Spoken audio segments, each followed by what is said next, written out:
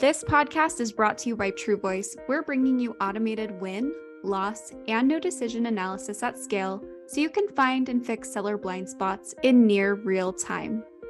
With automated customer feedback from every opportunity, you'll uncover what buyers truly care about when purchasing, what your competitors are doing to adapt, and how the experience with your sales reps impact win rates. With this new insight, your sellers automatically receive the right science-backed sales training from Corporate Visions based on their individual strengths and weaknesses. It's time to get more from your win-loss analysis. TruVoice moves you from just-in-case to just-in-time coaching and training. Visit us at www.truvoice.io and start winning more today.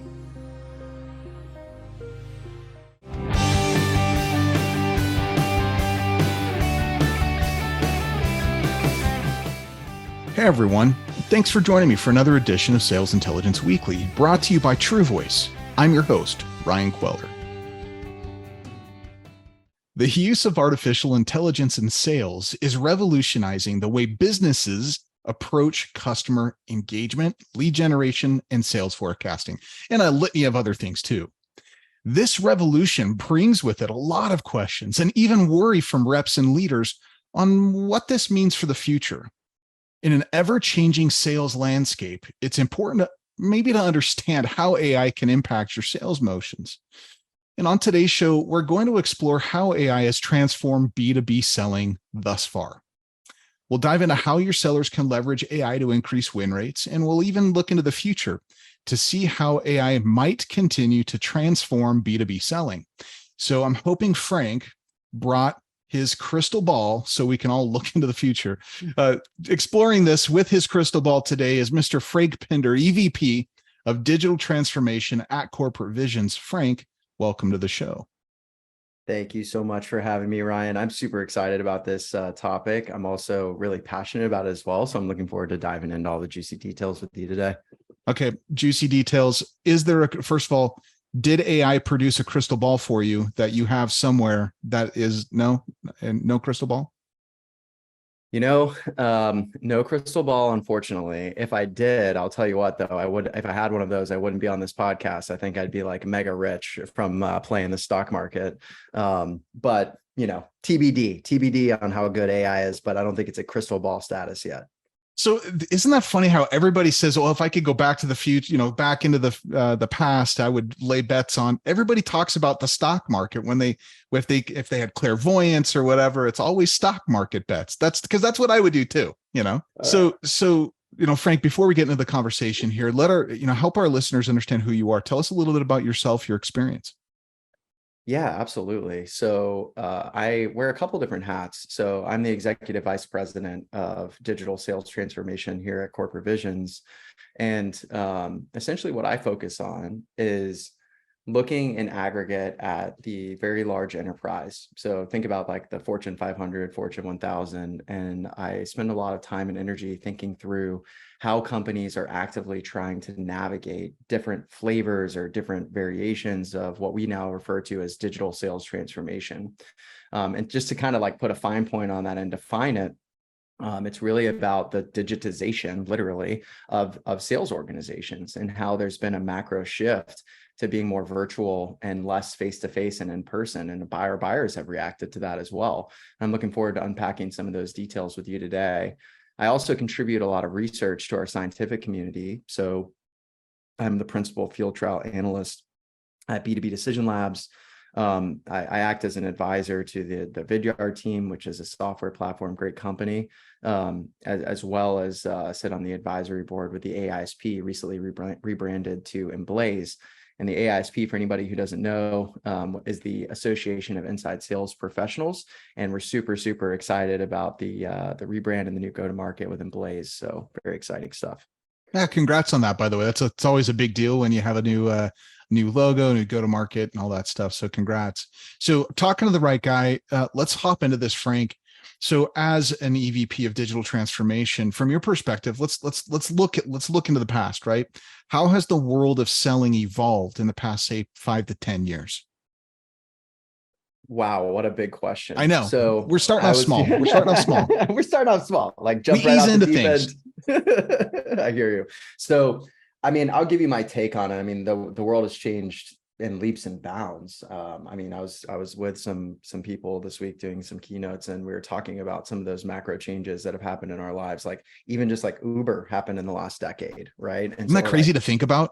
oh yeah, right. Or like e-commerce is like, I don't know anybody in my immediate circle that prefers to like go to the store as opposed to like get their toilet paper online. I Right. just don't know anybody who wants to do that anymore. I know there's people out there that still do. But how has the world of sales changed in the last 5 to 10 years? Well, here's what I can say. I kind of grew up in inside sales. Like I spent most of my early career coming up through inside selling organizations, working with like very large enterprise companies and some small companies alike, helping them design and build inside sales teams. And that's where like the genesis of my experience was kind of forged. And inside sales was always kind of what I would refer to in the broader sales world as almost like the second class citizen.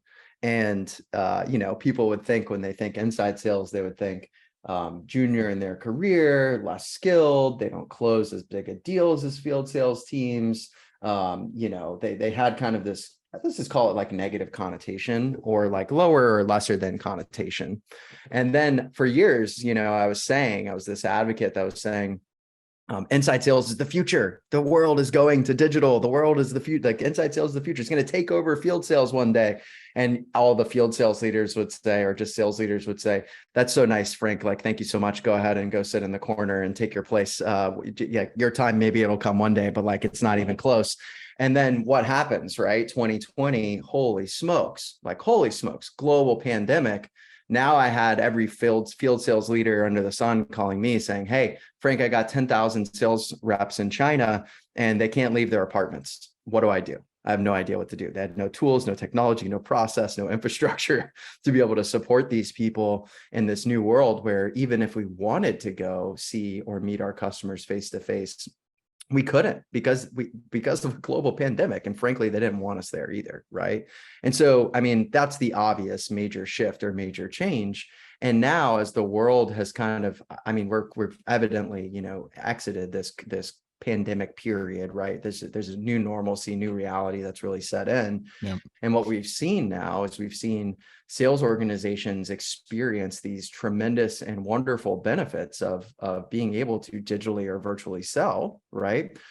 Sales cycles are faster, like no T&E, right? Like reduction in T&E, all kinds of incredible benefits of being able to sell and conduct business at a higher velocity in a virtual world. And a lot of these things now are here to stay. As a matter of fact, they're considered what we would say like best practices today of how to operate in a sales organization. And even if you're in the field and you're a field sales rep, the reality is I don't know if a field sales rep really even exists anymore. And we've started to think about this or refer to this as the hybrid sales rep, which basically means, hey, I can go into the field and sell if I need to. I can get on a plane, I can get in my car and drive and go see my customer. But the vast majority of the interactions that I'm going to have with my buyer are going to be done virtually. It's going to be I'm just as comfortable online as I am face to face. Exactly. And sometimes people challenge me on that. And I say, well, when's the last time you hand signed a contract? Like, when's the last time your buyer hand signed a contract and you went into their office to get it notarized in front of somebody? You probably can't even remember a time when you're doing that. I was saying that actually for the last couple of years, and I kid you not. All right. We have a new customer who is working with us to help them support their digital sales transformation, large enterprise company. And they made us hand sign our contracts. I kid you not. And I was like, okay, evidence here that wet signatures still live. It does. It's still alive. I didn't think it still existed out there in the world, but it does. Okay. So there's like massive shifts. I mean, there's been massive shifts, some of it accelerated by the pandemic and the realities that brought on. But really, this was the direction. This was almost the inevitability. If it wasn't the pandemic, it was going to be something else that pushed it kind of down this path, right? Totally. I mean, that's always been my view the benefits of an inside selling organization, now what I would refer to as a digital sales organization, are just like really evident. I mean, just think about what you could do in a day. Like, how many customers could you meet if you got in your car and you went and drove and saw them? maybe one an hour if you're like really, really going after it. Yeah. But on the phone, like I could talk to 100 people in a day if I really wanted to. I mean, like if I was super aggressive, I mean, maybe that's not quite right, but like 20 or 30 people in a day, no problem, right? Like very easily. So I can reach more people in a virtual world. I can do business faster, right? Like, I actually, Ryan, where are you based? I don't even remember where you're based. Where are you So based? yeah, I'm in Salt Lake City in Utah. Okay, you're in Utah, right? I'm in St. Petersburg, Florida. If we wanted to record this podcast in person, right? Like, shoot, I'd have to get on a plane, I'd have to fly to you, we'd have to go to a studio, we'd have to sit down, like all for the purposes of maybe like 30 to 60 minutes worth of content.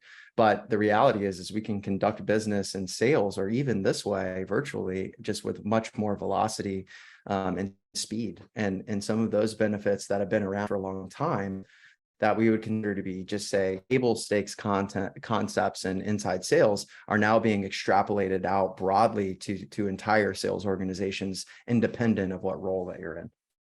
Okay, love this. All right, so massive shifts, massive changes. I would consider them, like you, most of them good, because they reduce cost, they increase scalability, they increase our reach in just in terms of number. And frankly, my very personal favorite are demos. So, working for CVI with specifically in TruVoice, we work with a software, and demoing online, it can be so much more powerful than it can be in person in terms of ability to change course quickly and be able to prep in ways that we haven't had when you're face to face.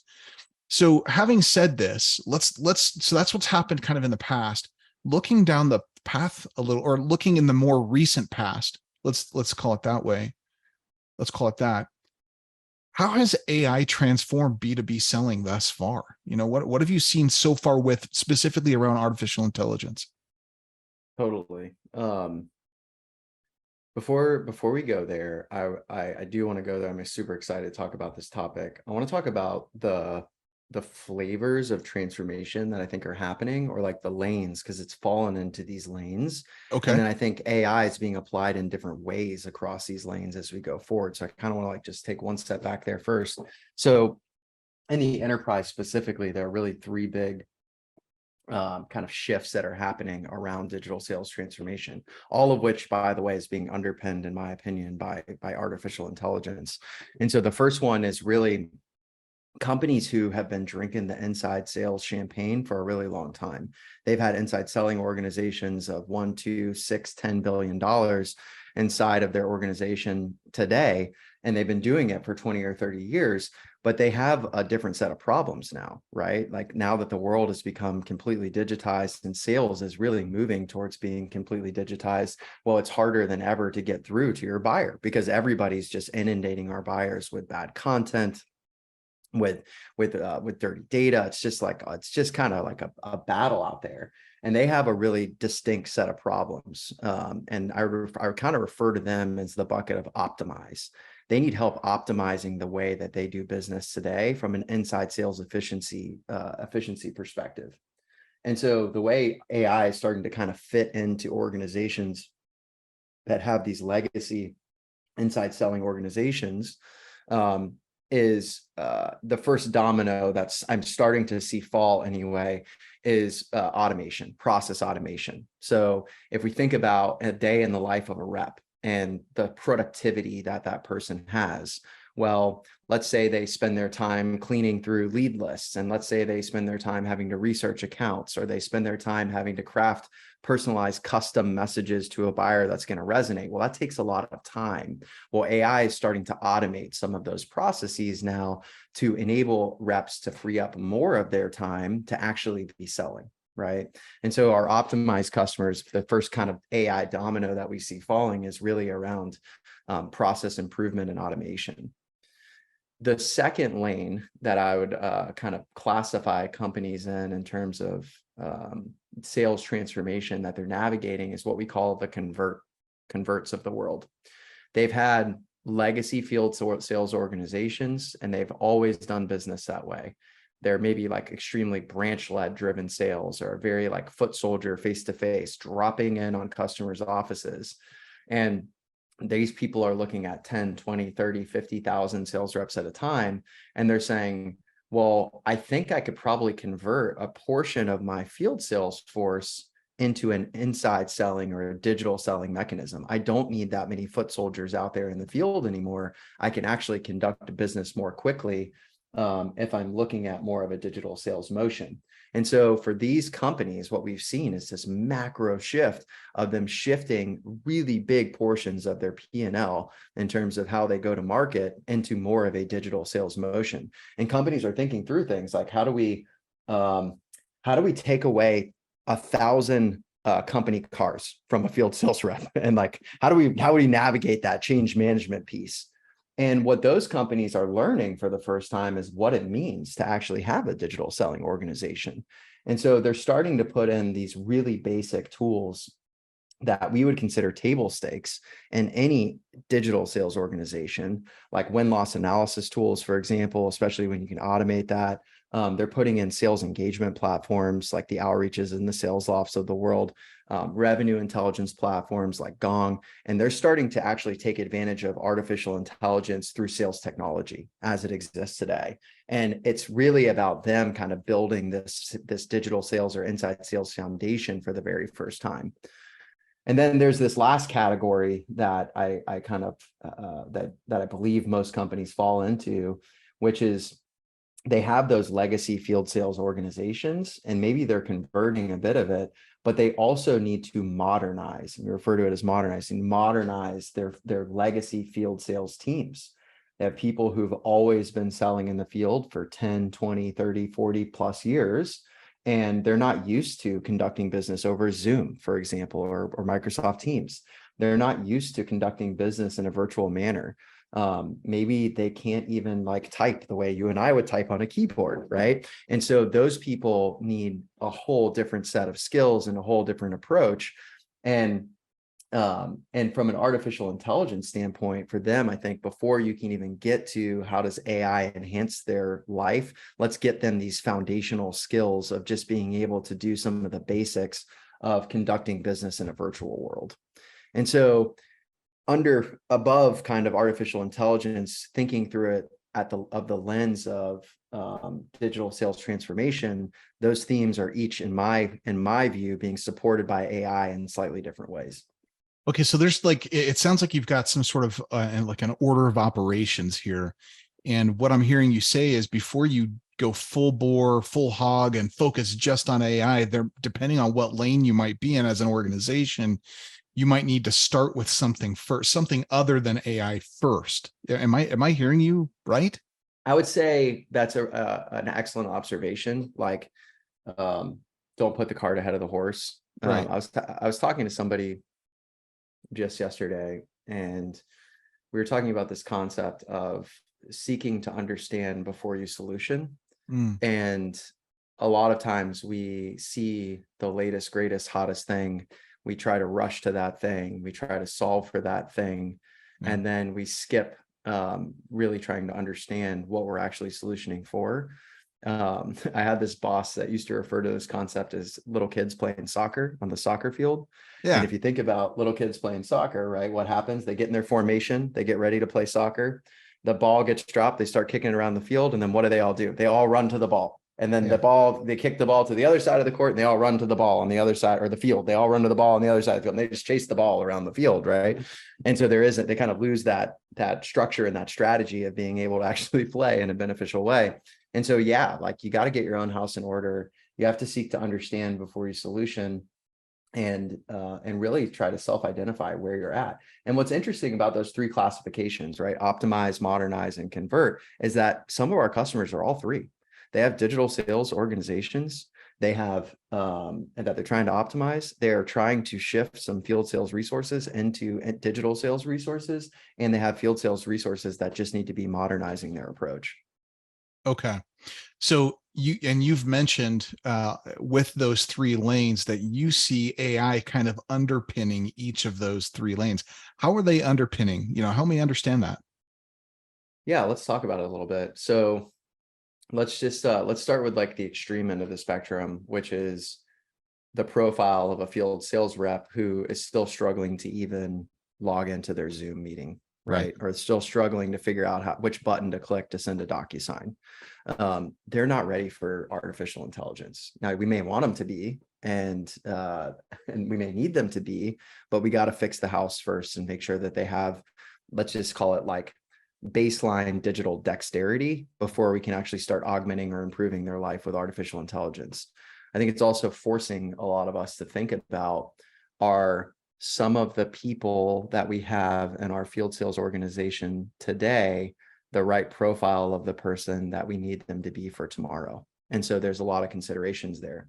Now let's like move a step backwards and let's look at the convert customers, the company, or the convert companies, excuse me, who are shifting their sales resources. Well, so many of the Fortune 500, Fortune 1000 don't have any sales tools. And they have CRM maybe, but I mean, I did a project 2 years ago with a publicly traded company that didn't even have a CRM, right? And so step one was, let's get you a CRM, right? So, but when we think about those companies, they don't have to necessarily build a whole generative AI model for themselves to get started. They can actually take advantage of some of the tools and technology that are already on the market today that many enterprises are using and adopting as what I would just consider to be table stakes tools. And we talked about some of those. So thinking about like platforms like Gong, for example, that just launched a new product, Engage, where I can literally type a message in an email and generative AI is built into that, and it'll give me different versions of that email that I can then send to my customer. I want to have an aggressive tone perhaps, or I want to have a soft tone or an understanding tone.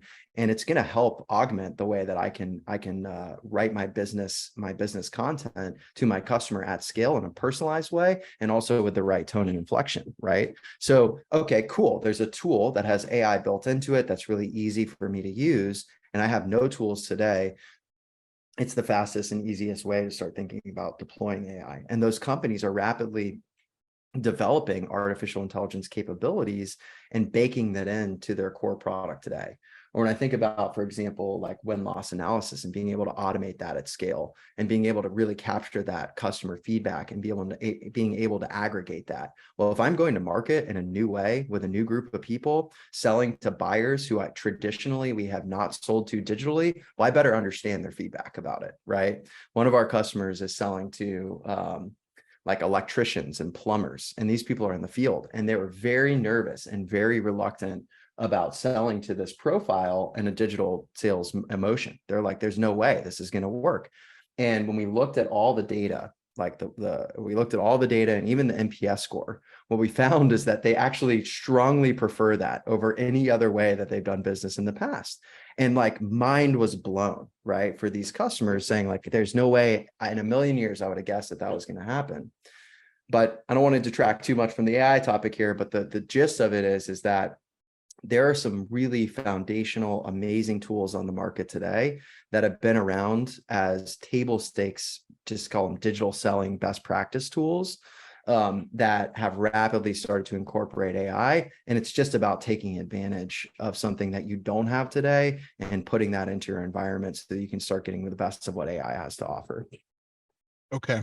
So I want to unpack something. First, I, as you were talking about those organizations that might be in the modernized pool or modernized lane, how they might need to, get their house in order first before they really lean into heavily on AI. A friend of mine was on vacation in Hawaii earlier this year before Maui caught fire. What a travesty. But he was out there and he was at some excursion, and they were in the bus, and the bus, the leader of the excursion said, okay, we're going to have a 45-minute bus ride here. Does anybody have any questions for me? And somebody raises their hand and says, hey, how do you know if there's sharks in the water? And the guy up front goes, okay, so what you do is you take your hands, and if you're standing in the water, you take your hands, you put them in the water, and then you pull them out, and then you lick them. And if there's salt, there's sharks in the water. And so my question for you is, how do you know if there's sharks in the water? How do you know if you fit in the modernized pool, right? How do you know if you need to start with some of that basic digital, what did you call it? Digital, not fluency, you called it digital. Dexterity. Dexterity. How do you know? How do you know? What are some signs? Yeah, I mean, I think aside from what we've talked about so far, like the obvious signs are, what is do the people on my team have the ability to use their computer and function with their computer in the most basic format today? So can they log in to Zoom? Can they log into Microsoft Teams? Are they the person who can't figure out how to turn on their camera? Are they the person who can't figure out how to unmute themselves, right, when they're on a call? And those people, we shouldn't abandon those people. We need to No. invest in them and the skills Yes. that they need in order to overcome that. So this is a true story. I was last year, I was on a speaking engagement, and I was speaking to a team of field sales team, and we were talking about talent and hiring. And one of the leaders was the SVP of sales. They had recently let somebody go. They were in like their first month or second month on the job, and they were onboarding these people, and they were like, we hired this person that couldn't type. And he was like, we should never in a million years should somebody have gotten through the interview process in our organization where they couldn't type. Like, they have to type emails, they have to communicate with their buyer. And so, we see companies putting assessments in place around digital dexterity to gauge where they're at as you're onboarding and bringing in new talent to the organization. But I think the bigger challenge is really about identifying where the skill sets inside of your organization are today from a field selling perspective, and then investing in those people with getting the basic foundational elements of understanding how to actually navigate and utilize technology in a way that's going to make them more effective in their profession.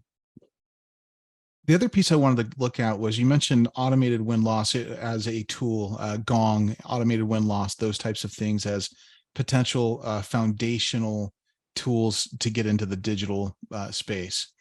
I'm curious, from your perspective, how does automated win-loss impact, accelerate, or benefit an organization that might be moving down this path of increased digitization and AI? Yeah, that's such a fantastic question. I love that question, by the way. I think when we think about understanding why a customer or a prospect bought from me or didn't buy from me, that's interesting in and of itself. Now, if I have the ability to actually aggregate that data or that information across, let's just say, hundreds or thousands of deals or hundreds or thousands of people, it's like this heat map that I can start to see in my organization of where deficiencies lie, right? So it could be, hey, listen, we put the win-loss analysis in place, and after 90 days, we noticed that 82% of the deals that we did lose, we lost because of pricing. Now I have a heat map that can direct me to a very specific part in my organization that enables me to remediate that problem or that challenge. And so, and by the way, those things change over time. So after we make that change, right? Let's just say we're losing so much right now because of pricing. Let's take a second look at our pricing. Let's just say, hypothetically speaking, we adjust our pricing down, and holy smokes, guess what? Let's run that for 90 days on win-loss. And now we're losing, 26% of our deals because of price. Okay, that was effective, right? That was an effective change. Now our pricing is maybe more in line with the market. And it's just a basic example, but it's this ongoing, never off analysis that is constantly aggregating and heat mapping out to me as a sales leader where to prioritize and spend my time. And I think that's really the value of win-loss data and win-loss analysis. Now, the second part, which is the difficult part, is how do I actually action that information and what do I do with it? Let's go. Okay, I was wondering if you were going to go to the spill. Let's go. Here we go. Yeah, this is going to be an interesting conversation, this part. I mean, you take this one. You take this one, because like I saw you jump up out of your seat. Like, what's your approach to this? Like, I mean, you've been in the win-loss world actually much longer than I have. What happens when you're faced with this set of data? Sometimes it hits you like right between the eyes. You're like, oh my, I cannot believe that this is the reason, right? that follow through, taking action with that information. I'd love to get your perspective on it. Thanks for throwing that back to me. That's like, thank you. I appreciate that, because that's a good one. But it goes like this. It's very simple. I was I was actually face to face with this customer, which happens so rarely for me anymore. I never get to be face to face with my customers. As you said, they prefer digital and it's easier for everybody. But in this case, I happen to be face to face with I think they were the CRO of a business unit of a massive organization, a multi-billion-dollar organization. And he says, I'm sharing these insights from the win-loss stuff that we're doing with him. He goes, this is fantastic. But he looks at me and he goes, Ryan, I don't know how to scale this. I don't know who to coach on what and when. Those are my biggest issues. I just don't know. And I was like, well, we can help you here. And so the issue is scalability, right? So automated AI-driven win-loss programs that really operate appropriately can empower you to know exactly that to the rep, at the rep level. People always talk about win rates like there's something, it's entity that stands by itself, but it's not. Win rates are just an accumulation of individual efforts. And so at the rep level is what you need to change if you're going to change the top level win rate. So automated AI-driven win-loss can help answer those questions. Who needs help, when, and on what? And that's how I see it being super actionable and forward leaning. Those organizations that are heavy into AI that really are trying to do that, that's what they need to be doing, is scaling the voice of their customer in a way that gets help to the frontline rep in real time around the things that were impactful to the decision. That's how I see it, Frank. I mean, do you see it So different? glad I kicked that one back to you, because I don't think I could have said it any better. I'm in complete agreement with you, and I absolutely love the way that you put that and laid that out. Yeah. And I want to make space to, if it's okay with you, I want to make space to talk about that first category that we were talking about, optimize. Let's And go. here's why. Yeah. Here's why. In my personal opinion, they are on the cutting or the bleeding edge of adoption of artificial intelligence. And here's why. Because they've been selling in a digital world, many of us, for 5, 10, 15, 20 years. And so digital tools that had AI built into them already, it's table stakes. I couldn't imagine a world without it. And so now they're thinking, how do I go the next step beyond this, right? And so some really exciting and interesting use cases have popped up recently. And I just want to share a couple of those use cases with you. So one of them has been, that's really exciting, is for many companies, is thinking about, especially in the down market, how do I get to small businesses faster? How do I get to small businesses faster? And they're being created every day. Every day, a new business is being formed and a new business is being shut down. A new business is being formed and a new business is being shut down. How do I get to them faster? And they're thinking about augmenting their data sets that they have today between their install base, and then using data tools and artificial intelligence to create these new data lakes that they can begin matching. All right. They can begin matching and identifying companies' journeys, how they're growing. Are they actually staying in business? And then architecting a customer journey, customer deciding journey for them in terms of where the right unique entry point is for them. The next one, another crazy use case that is basically what people would refer to commonly as the Amazon model, which is like, you purchased a pair of headphones. You may also need a case to go with your headphones, right? I refer to that as next logical product in the enterprise. So you purchase this piece of software, you may also need this training that goes along with it, or you may need this service that goes along with it. Or actually, you purchase this piece of software, these other pieces of software, you may also need to enhance your experience. And in the enterprise, where we're looking at the Fortune 500 or the Fortune 1000, they may have thousands of products. They may have tens of thousands of SKUs that they can sell, sometimes more than that. So it's not as easy anymore as you bought a pair of headphones, you may also need a case. It is very, very complex. And it's always been kind of the great aspiration, in my opinion, of digital sellers to say, how do we bring these small products together into combinations and help architect a pathway to get there? But never before in history have we been able to do it in the way that we have with generative AI, where we can actually pull these things together and get really specific about what our customers' needs are. And then why is that important from a sales hunting perspective? Here's why it's important from a sales hunting perspective. I don't necessarily need to call my customer anymore, not knowing if they're remotely close to being qualified. I know that they're using this product and that product, and they also do not have this product, and it will enhance the way that they do business today. Now I already have part of the need. I know that they're kind of qualified, and I'm having a more valuable discussion, spending less time hunting in an open field, right? And I'm hunting in a more contained area with a bunch of more leads. So we're seeing a lot of that, and we're seeing a lot of automation through chat start to happen. And I think this one is an interesting topic, because chat, and this is get on my high horse here a little bit with some opinion, but chat historically has been kind of deemed as AI, but really what it is Boolean logic, a lot of if then trees, decision trees. And now for the first time, we're seeing companies say, okay, Boolean logic is not AI. A bunch of if-then statements that someone has to manually program is not AI. Now we're starting to see AI actually start to be incorporated into those things. And that's pretty exciting and interesting.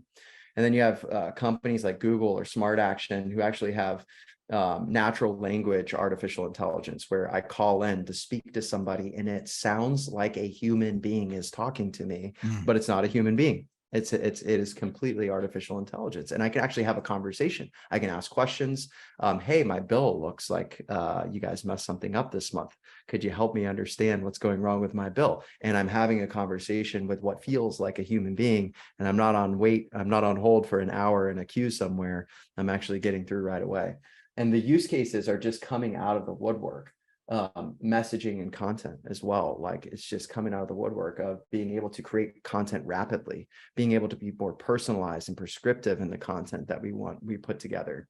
And so when we were in the very beginning of our conversation, I was saying, I think the first domino that's falling right now is really around process improvement. It's really around reducing manual time that human beings have to spend on mundane menial tasks, and automating those things so that they can happen more quickly and in a less labor intensive way.